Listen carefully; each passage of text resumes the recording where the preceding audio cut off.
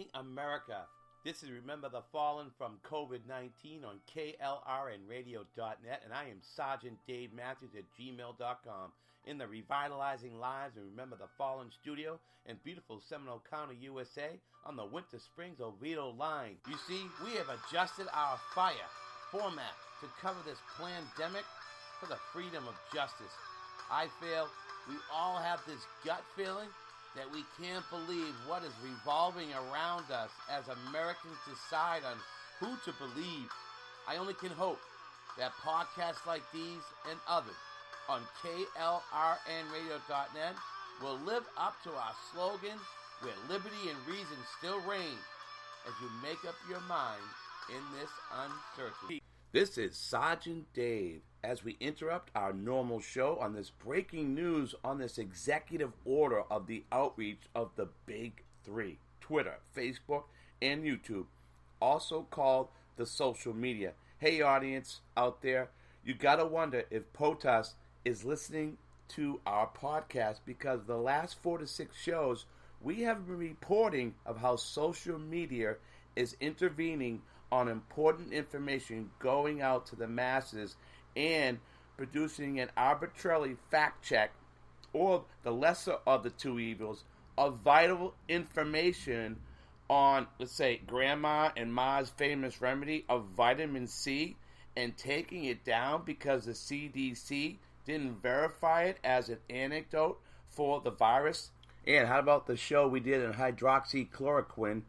Now here's a clip from the White House on a response from CNN's reporter, who keeps coming back and just won't relentlessly on the president on so many fronts.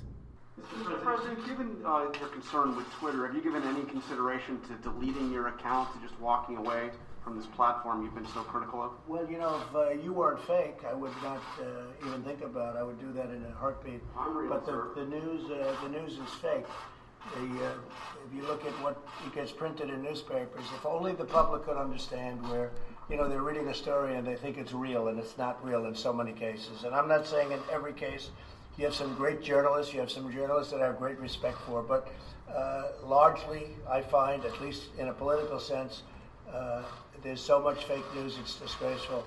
I would do that in a heartbeat if we had a fair press in this country, I would do that in a heartbeat. There's nothing I'd rather do than get rid of my whole Twitter account, but I'm able to get to, I guess, 186 million people when you add up all the different accounts and add Facebook and Instagram. It's a lot of people, and that's more than the media companies have, frankly, by a lot. And so if I get a story that's wrong, I can put a social media, I don't usually use the word Twitter, I say social media, but I put something out, and the next day or the next hour or the next minute, everybody's reading about it. So I'm able to refute fake news, and that's very important. I'd like to ask the Attorney General, please, to say a couple of words, and he's very strongly behind it, backing it very powerfully, and again, we're going to be doing this. We're also going through Congress. Well, as you mentioned, Mr. President, one of the things that I found has the broadest bipartisan support these days is the feeling that this provision, Section 230, has been stretched way beyond its original intention, and people feel that on both sides of the aisle.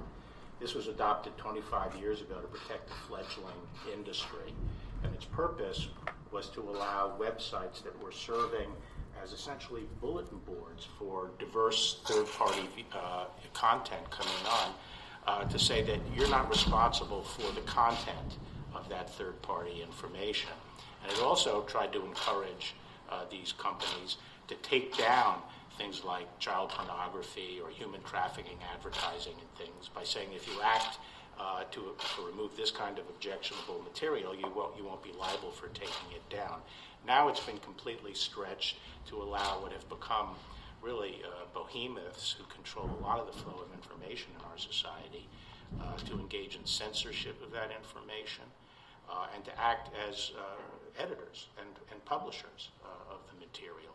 So when they put on their own content, like fact-check content onto other people's content, and when they curate their collection, and when they start censoring particular content, including in in many cases at the direction of foreign governments like Communist China, they become publishers, and they shouldn't be entitled to the same kind of shield that was set up earlier. Now, this executive order is a very strong step toward addressing this problem. It sets up a rulemaking procedure that will eventually be under the FCC to try to get back to the original interpretation and understanding of Section 230.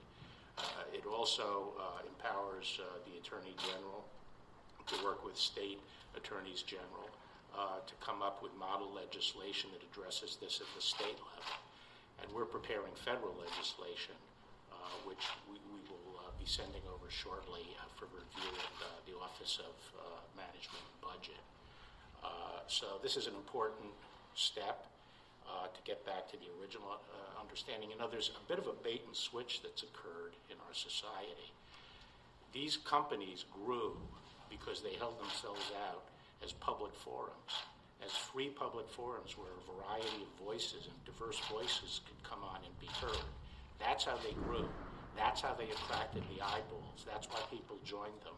But now that they have become these very powerful networks of eyeballs, now that they've grown by holding themselves out as free public forums, they've now switched. And they are using that market power to force particular viewpoints. And that's wrong. And it has to be addressed not only through this executive order, but I think litigation going forward and by further action on Capitol Hill. Thank you, Mr. President. Mr. President, Do you have any questions for the Attorney General? yes, actually, I do. Mr. Attorney General, not only have you been against Section 230 and the President has been against Section 230, the Vice President has said he's against Section 230. Do you believe that the executive order that the President is about to sign in any way repeals or amends Section 230? No, it doesn't repeal Section 230, and I'm not against Section 230 if it was properly interpreted and properly applied, but it's been stretched, and I don't know of anyone on Capitol Hill who doesn't agree that it's been stretched beyond its original intention. I think this will help get back to the right balance.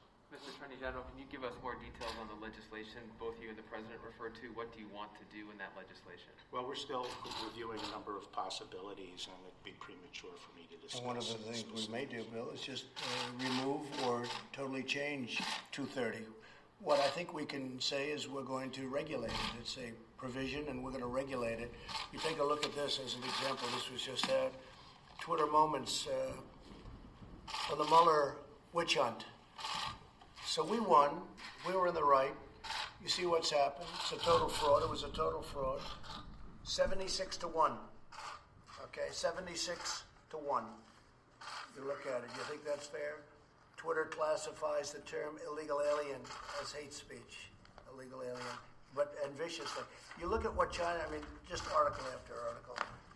Here's one. This is the arbiter. This guy is the arbiter of what's supposed to go on Twitter. He's the one he thought, and if you use CNN as a guide, CNN, which is fake news, he uses CNN as a guide. His name is Yoel Roth, and he's the one that said that mail-in balloting, you look mail-in, no fraud, really? Why don't you take a look all over the country? There's cases all over the country. If we went to mail-in balloting, our election all over the world would look as a total joke. It would be a total joke. There's such fraud and abuse, and you know about harvesting, where they harvest the ballots and they go and grab them and they go to people's houses and they say, sign here. No, it doesn't work out. Now, an absentee ballot, you can't be there or you're sick, and you go and you register and you do all sorts of things to get that ballot, and there's good security measures, but when they send out, like in California, millions and millions of ballots to anybody that's breathing, anybody in California that's breathing gets a ballot. But, Mr. President, that's not true. So California is... I'm not finished. So here's your man, and that's on Twitter. And the amazing thing is he's wrong. And even no matter who it is, they will admit that he's wrong, because there's tremendous controversy on mail-in voting. And I can say this, the Republican Party cannot let it happen. Go ahead. Well, you know Gavin Newsom, Governor Newsom, has not sent ballots out to everybody in California. They're only going to registered voters. How many are so there? How many are so what your tweet said was not wrong. Was not correct. It was wrong. Okay. Oh, really? So when he sends out 28 million ballots, and they're in all the mailboxes, and kids go and they raid the mailboxes, and they hand them to people that are signing the ballots down the end of the street, which is happening. They grab the ballots. You don't think that happens? There's ballot harvesting where all of us, we had 7 elections for Congress, and they were like tied, and they lost every one of them because they came and they dropped a whole pile of ballots on the table. But you don't think they rip them out of mailboxes? It's all the time. You read about it. You can read about it. Take a look. They do worse than that. In some cases, they won't sell them like to a Republican community, a conservative community. They don't happen to send the ballots to those communities. And there's no way of checking. No, you have to go and you have to vote. Voting is a great thing. Voting, we would be the laughing stock of the world. And if you just use common sense, that's going to happen. But they raid the mailboxes. They can even print ballots. They get the same paper, the same machine, nothing special. They get the same paper, the same machine.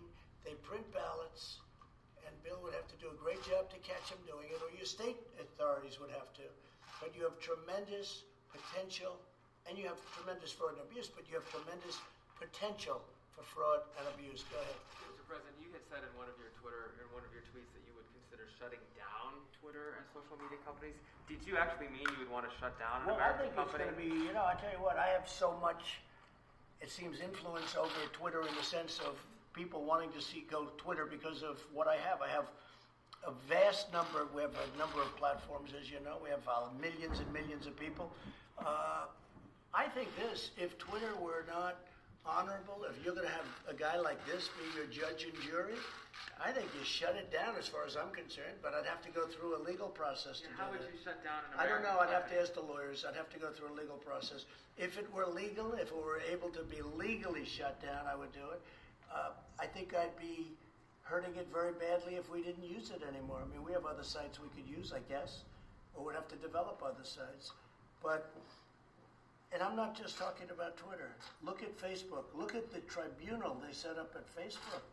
This woman who, you remember testifying recently in Congress, her hatred was so incredible toward the Republican Party and me that there is no way you can get a fair trial. So this is not like it's supposed to be. This is not like it's supposed to be. So we're going to see what happens. And you know what? I guess it's going to be challenged in court. What is it? But I think we'll do very well. Yeah, go ahead. Trump, a president like no other. It's time your host sounds off. We are in a battle to save Christian America from a socialist, secular, gun-seizing left with a left-wing media, fake news. Let's remind these globalists, elitists, conglomerates in the deep state of the Constitution and how it reads, because obviously this has been eroding from our school curriculum for quite a while now. So here it is. We, the people of the United States, in order to form a more perfect union, establish justice, ensure domestic tranquility, provide for the common defense, promote the general welfare, and secure the blessings of liberty to ourselves and our posterity, to ordain and establish this Constitution for the United States of America. We are finally going to get back to a land of consequences.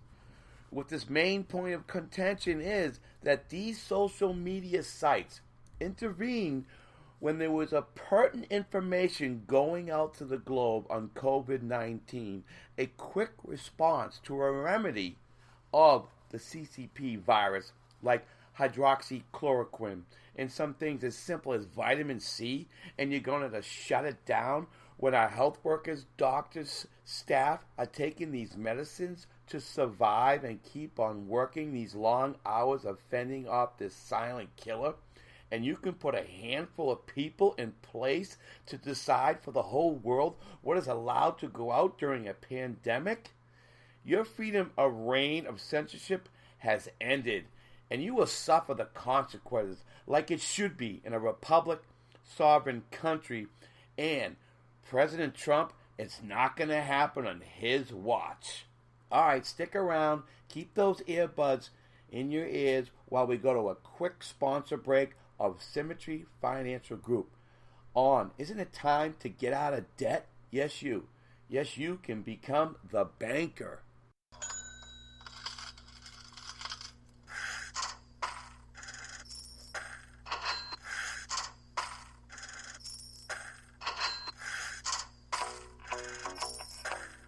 Stick around another minute while I take care of our sponsor, Symmetry Financial Group. After all, we fought for freedom, so isn't it time you broke the chains of debt? We have an epidemic in this country. It's called debt. As consumers, we all have debt, whether it's school loans, car loans, credit cards, or your biggest debt of all, your mortgage. And as veterans, you deserve to put yourself and your family in a better place financially. Between the interest rates, the fees, taxes, and other charges that we all incur, we're just sheeple in the same old rat race. So if I asked each one of you, are you 100% sure you're going to have a great retirement, or do you have some doubt? Or what if I said, if I could show you how to get out of debt in 9 years or less, including your mortgage, without spending any additional money, would you be interested in knowing more about that? Well, I can. I can do just that. And guess what? It's all tax-free, and it has a death benefit. All right, we're back. This is Sergeant Dave with the Remember the Fallen show with COVID-19.